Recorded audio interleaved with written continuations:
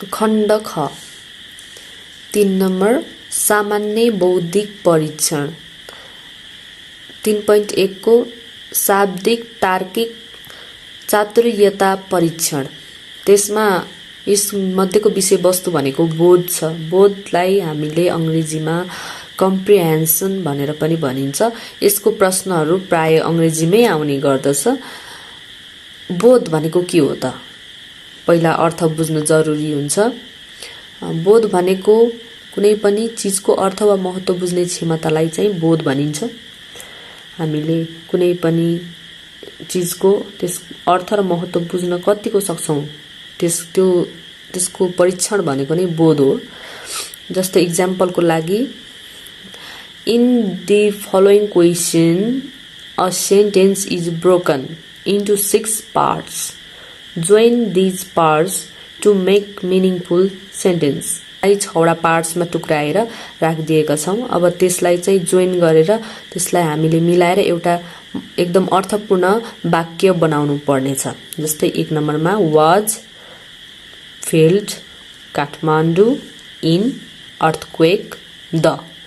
अब यसरी चाहिँ क्वेशनको एन्सर अप्सनहरू दिने गर्छ।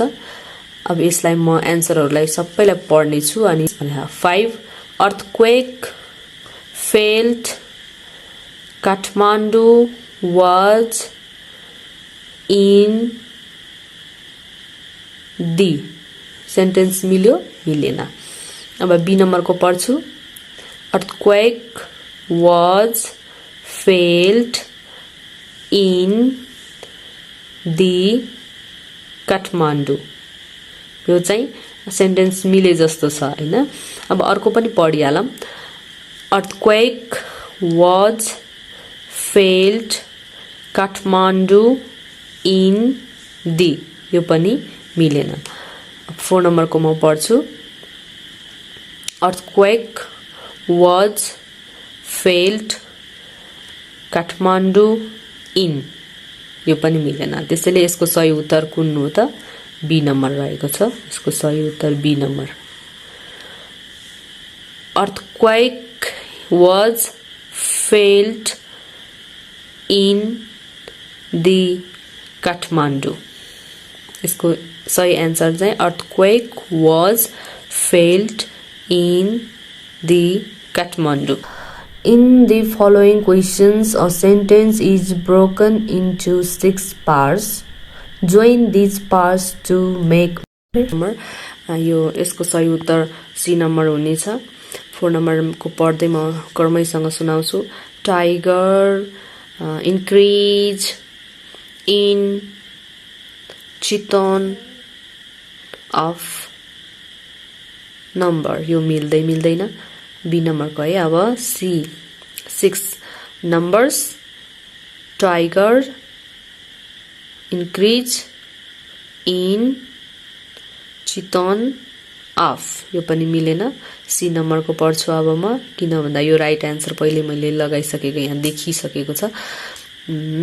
यो राइट नै हुन्छ। जस्तै पढेर हेरौँ न त एकचोटि राइट एन्सर हैन। Number of tiger increase in Chitwan. अब डी नम्बरको नि म पढेर सुनाउँछु। Number of tiger increase Chitwan in. यो चाहिँ मिलेन। यसको सही उत्तर हुन्छ numbers of tiger increase in Chitwan. यो सी नम्बरको चाहिँ मिल्यो। यसरी चाहिँ हामीले यसको महत्त्व बुझाउने सेन्टेन्सहरू मिलाएर महत्त्वपूर्ण सेन्टेन्स बनाउँछौं, जसलाई चाहिँ हामीले बोध भनेर भन्छौं। यस्तो खालको चाहिँ क्वेशनहरू चाहिँ हामीले सल्भ गर्नुपर्ने हुन्छ। अब अर्को रहेको छ भोकाबुलरी अथवा भोकाबुलरीलाई हामी शब्द ज्ञान भन्ने गर्छौं। शब्द संग्रह, शब्दमाला अथवा शब्दकोश भन्ने गर्दछौं। यसको फर एक्जाम्पल क्वेशनहरू चाहिँ यस प्रकारको आउने गर्दछ। 1 नम्बरमा what is found necessarily in newspaper. What is found necessarily in newspaper. Option A advertisement, option B editor, option C news, option D date. what we found हैन यसको चाहिँ सही उत्तर न्यूज हुने गर्दछ हामी न्यूज पेपरमा पक्कै पनि न्यूज पेपरै पाउँछौं त्यस्तै गरी अर्को छ example camera always has ... option A stand, option B flash, option C reel, option D lens. What we found यसको सही उत्तर रहेको छ lens. A camera always has lens. यसरी हामी चाहिँ भोकाबुलरी अथवा शब्द सम्बन्धीको ज्ञानहरु हामी चाहिँ शब्दमालाहरु शब्द संग्रहहरु चाहिँ हामी पढेर यसको अर्थहरु यसको के हो त यसको शब्दमाला के छ यसको कोशमा के छ त्यो पत्ता लगाउँछौं यस सम्बन्धीको परीक्षण पनि यस्ता हल्का क्वेशनहरु चाहिँ हामीलाई यसमा दिने गर्दछ अर्को रहेको छ जम्बल वर्ड्स जसलाई हामी अस्पष्ट शब्दहरु भन्छौं शब्दहरु चाहिँ यता उता मिलाएको छ जसको चाहिँ हामीले वर्ड्स पत्ता लगाउनु पर्छ जस्तै MERYGAN यसको के हुन्छ त EALNP यसको के हुन्छ त यी वर्ड्स जम्बल वर्ड्सहरु यो शब्दहरुलाई जम्बल वर्ड भन्छ जस्तै अब यसको जस्तै यसलाई मिलाउँदा हामीले जर्मनी हुन्छ GERMANY जर्मनी अब त्यस्तै EALNP को NEPAL नेपाल हुन जान्छ त्यस्तै गरी अर्को नेक्स्ट मिलाउँदाखेरि पाकिस्तान है पाकिस्तान हुन जान्छ यसलाई मिलाउँदा अब त्यस्तै हामीलाई आउने क्वेशन एक्जाममा आउने क्वेशन चाहिँ यस्तो हुने गर्दछ for example the letter of following words when rearranged make the name of countries tick the choose that keep the last letter of country कि फर्स्ट लेटर अफ कन्ट्री भन्छ कि लास्ट लेटर अफ कन्ट्री भन्छ है कुन चाहिँ ठीक भनेर भनेको छ अब यसको चाहिँ के हुन्छ त हामीले पहिला यसलाई रिअरेन्ज गर्नु पर्छ जस्तै यसको चाहिँ हुन्छ फ्रान्स FRANCE फ्रान्स अनि यसको सही उत्तर चाहिँ लास्ट अफ कन्ट्री को last choose tick the choose that gives the last letter of country भने हैन यसको फ्रान्स हुने हुनाले यसको सही उत्तर चाहिँ बी हुने गर्दछ यसरी हामीले चाहिँ आन्सरहरु यसरी टिक लाउन सकिन्छ त्यसपछि अर्को रहेको छ सिरिज यसलाई हामीले अनुक्रम पनि भनेर भन्छौं जस्तै अनुक्रमहरु मिलाउने यसको हुन्छ 1 नम्बरमा जस्ट फर एक्जाम्पल हेरेर पनि हामी यसलाई बुझ्न सक्दछौं जस्तै भएर मैले एक्जाम्पलहरु मात्रै बनाएको छु Choose the correct alternative that will continue the same pattern and replace question mark in the given series. यो दिएको सिरिजमा चाहिँ कुन चाहिँ ठीक हुन्छ क्वेशन मार्कमा भएको ठाउँमा त्यो पत्ता लगाउने भनिएको छ जस्तै हामी यसरी हेर्ने हो भने 4 9 16 25 36 अनि क्वेशन मार्क दिएको छ यसमा कुन हुन्छ होला त है यसमा चाहिँ यसो विचार गर्दाखेरि जस्तै हजुरहरुले विचार गर्नुभयो भने यतिकै नै आउँछ जस्तै यसमा चाहिँ सबै स्क्वायर हो जस्तो लाग्दैन लाग्छ नि यसमा जस्तै 1 स्क्वायर 2 स्क्वायर को 4 3 स्क्वायर 9 4 स्क्वायर 16 5 स्क्वायर अनि 6 स्क्वायर अनि अब यसमा के हुन्छ त 7 स्क्वायर 7 square को जस्तै right answer is 49. The series consists of square of consecutive natural number. For example, 1 square, 2 square, 3 square, 4 square, 5 square, ...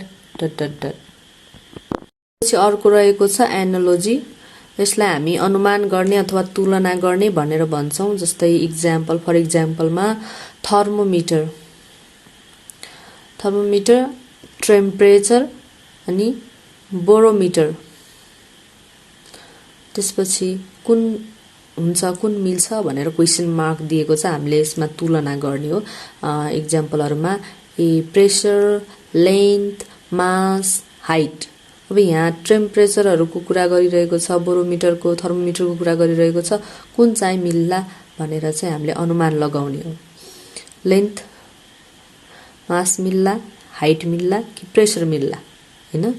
जस्तै अब यसमा पक्कै पनि प्रेसर नै मिल्छ। जस्तै thermometer is an instrument that measure temperature, whereas barometer is used to measure pressure. यसरी चाहिँ हामीले मिलायौं। अब जस्तै तलपट्टि पनि अब हेर्ने हो भने अर्को क्वेशनमा मास किलोग्राम अनि लेन्थ दिएको छ। मासले किलोग्राम नाप्छ, लेन्थले के नाप्छ? जस्तै सेन्टिमिटर, मिलिमिटर, मिटर, किलोमिटर लम्बाई केमा हुन्छ भनेर भनेको छ है। यसको एकाइ सोधेको छ। जस्तै अब यसको आन्सर पक्कै पनि मिटर नै हुन्छ। लम्बाइलाई मिटरमै नापिन्छ हैन, हाम्रो एसआई युनिट अनुसार। एसआई युनिट अनुसार हेर्ने हो भने पिण्डको एकाइ किलोग्राम अनि लम्बाइको एकाइ मिटर। जस्तै kilogram is the SI unit of mass, whereas meter is the SI unit of length. यसरी चाहिँ मिलाउने, यसरी चाहिँ तुलना गर्नेलाई हामी एनालोजी भनेर भन्छौं। अनि अर्को रहेको छ क्लासिफिकेसन भन्ने, वर्गीकरण गर्ने। हामीलाई जीके मा सोधिने क्वेशनहरुमा यो पनि पर्छ।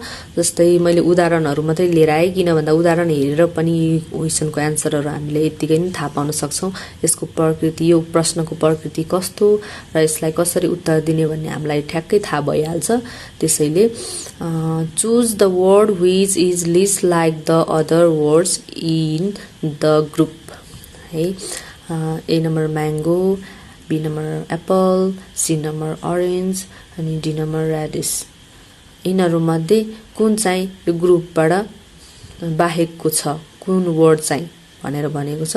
जस्तै Apple, mango, orange is a fruit, हैन? त्यो बाहेकको भनेको चाहिँ रेडिश नै छ। अब 2 number, choose the word which is list like the other word in the group. A number whale, B number snake, C number lizard, D number crocodile। यिनीहरु मध्ये कुन चाहिँ बाहेक हुन्छ, ग्रुपबाट, समूहबाट बाहिरको छ भनेर भनिएको छ। यिनीहरुमा चाहिँ स्नेक, लेजर्ड, क्रोकोडाइल सबै घर्षेर हिँड्ने जनावर हो। व्हाइल चाहिँ पानीमा। यसरी व्हाइल चाहिँ यसलाई चाहिँ यसरी चाहिँ हामीले चुज गर्न, वर्गीकरण गर्न सकिन्छ।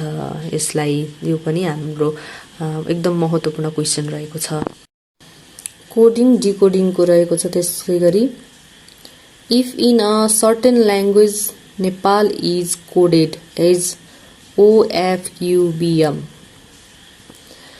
How is Bhutan coded in that language? नेपाललाई हामी यो कोड दिन्छौं रे, NOEFPQABLM। यसरी कोड दिन्छौं भने भुटानको कोडिङ के होला पत्ता लगाउनुहोस् भनेको छ। जस्तै N पछि O, E पछि F, P पछि Q, A पछि B, L पछि M आयो हैन। त्यस्तै गरी भुटानको B को C, H I U B T U A B N O। सही उत्तर कुन रहेछ? यहाँ बढीमा हामीले चुज गर्न सक्छौं। B number is right answer. CIVUBO।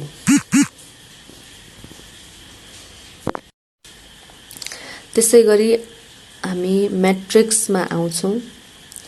म्याट्रिक्समा पनि हामी अनुमान लगाउने नै हो। यसको चाहिँ आफैले चाहिँ हामी सूत्र बनाउन सक्छौं।